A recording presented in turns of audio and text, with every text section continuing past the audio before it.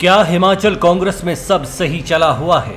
हाल फिलहाल के हालात देखें तो साफ नजर आ रहा है कि कांग्रेस में कुछ भी सही नहीं है। कांग्रेस एक ऐसे बारूद के ढेर पर बैठी है जिसका निर्माण खुद कांग्रेसी नेताओं ने किया है, तो कुछ विपक्ष में बैठी भाजपा ने भी सरकार की राह में बारूदी सुरंगें बिछा दी हैं। भाजपा ने तो हालात ऐसे बना दिए हैं कि अगर कांग्रेस का एक भी गलत कदम इन बारूदी सुरंगों पर पड़ता है तो कभी भी सियासी ब्लास्ट हो सकता है। सबसे पहले बात करते हैं कांग्रेस की सरकार और संगठन की। सबसे पहले ये वीडियो देखिए। पार्टी के बल पर ही सरकार बनती है। पार्टी का कितना महत्वपूर्ण रोल रहा है हम जानते हैं कि भी किस तरीके से हमने एक एक वर्कर से हाथ जोड़ जोड़ कर उनसे प्रार्थना की है कि ये कठिन समय है, हमको काम करना है, पार्टी को जिताना है, और सब लोगों ने सहयोग दिया, साथ दिया और लोगों ने काम किया पार्टी के लिए।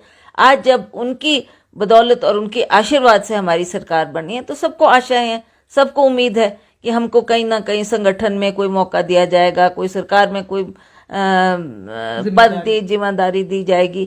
तो ऐसे ऐसे हालात जो थे और उस पर अब वेट करते करते भी 6-7 महीने बीत गए, तो लोगों में अब थोड़ी निराशा भी हो रही है कि जितना काम करने के बाद भी हमारी सरकार होने पर वो भी हमारी अनदेखी सी कर रहे हैं। तो इसलिए भी हमने वो बातों से अब, क्योंकि खड़गे जी हमारे राष्ट्रीय अध्यक्ष हैं, उनके समक्ष में हमने कुछ बातें रखी कि since you are party president you have to also look into this matters, और उस तरीके से आप भी आदेश दें कि कैसे हम संगठन को मजबूत रखें और अदरवाइज हमारे जो वर्कर हैं वो टूट टूट कर बिखर जाएंगे। इसलिए इनको एकजुट रखना, और आने वाले चुनाव भी 24 के चुनाव भी बहुत महत्वपूर्ण है।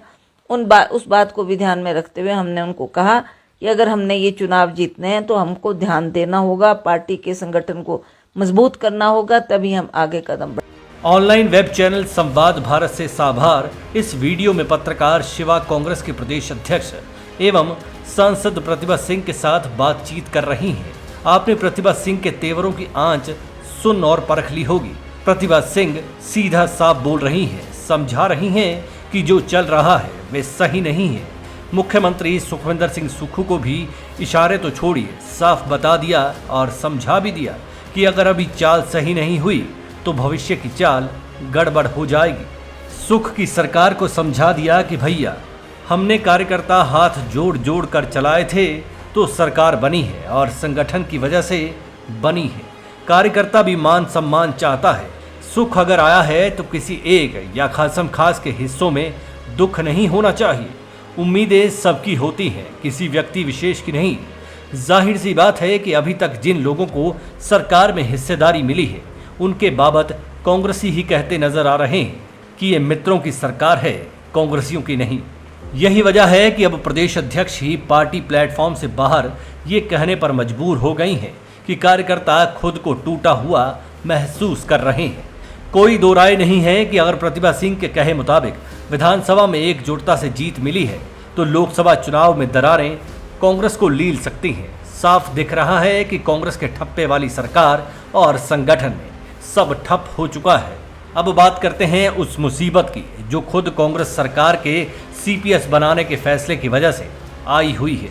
भाजपा ने इन 6 नियुक्तियों को संविधान के विपरीत बताकर मामला कोर्ट में पहुंचा दिया है। अब इसकी अगली पेशी 18 सितंबर को निश्चित हुई है। अगर इस केस के प्रति अभी तक के फैसलों पर बात करें तो ज्यादातर को लग रहा है कि इसमें ऐसा फैसला आ सकता है जो कांग्रेस को परेशानी में डाल सकता है। तय नियमों के मुताबिक अगर नियुक्तियां गलत हुई तो इन पदों पर बैठे लोगों की कुर्सी तो जा ही सकती है और साथ ही 6 वर्षों के लिए चुनाव लड़ने पर भी रोक लग सकती है। जबकि कुछ का कहना है कि अगर ये लोग माननीय अदालत का कोई भी फैसला आने से पहले खुद पद छोड़ देते हैं तो शायद हालात बदल सकते हैं। ऐसे कयासों की भरमार लगी हुई है। यहाँ भाजपा पूरी ताकत झोंके हुए है कि कानूनी तौर पर कांग्रेस को कमजोर किया जा सके। कथित तौर पर जबरन भरे गए सीपीएस पदों से ज्यादा मुसीबत तो मंत्रिमंडल में आधिकारिक तौर पर खाली पड़े 3 पदों ने कांग्रेस का तिया पांचा किया हुआ है। 3 अनार सब बीमार के हालात बने हुए हैं। हमीरपुर, कांगड़ा, बिलासपुर समेत कमोवेश हर जिले में कांग्रेसी राह में हर चाहवान किसी सियासी जमीनी बिछे हुए बारूद की तरह आंका जा सकता है। ऐसे में ये कहना गलत नहीं होगा कि जब तक 3 टॉफी बची हुई हैं तब ही मुंह बंद है। जब कोई 3 टॉफी का आनंद लेना शुरू होंगे तब कई और मुंह आग उगलना शुरू हो सकते हैं। जबकि दूसरी तरफ अगर आज़ाद विधायकों समेत कांग्रेस के अन्य विधायकों की बात करें तो खबर ये भी छाई हुई है कि इन्होंने भी सरकार से दूरियां बनाना शुरू कर दी हैं। ऐसे में सत्ता की जो अमानत कांग्रेस के पास है उसमें खयानत ना हो जाए। सरकार से संगठन दूर, संगठन से कार्यकर्ता दूर हो रहे हैं। ऐसे में बवाल सवाल 100 है और जवाब कोई भी नहीं। लोकसभा चुनाव की मुश्किल घड़ी में खतरे की घंटी बजने की बात खुद कांग्रेसी कर रहे हैं। बेरोजगारों की जमात तो तंग आकर ऐसे शोर सरेआम मचा रही है कि लोकसभा में कांग्रेस को जमीन दिखाएंगे। ऐसे में यक्ष प्रश्न ये है कि जो जमीन अभी कांग्रेस के पास है वो कितनी मजबूत है।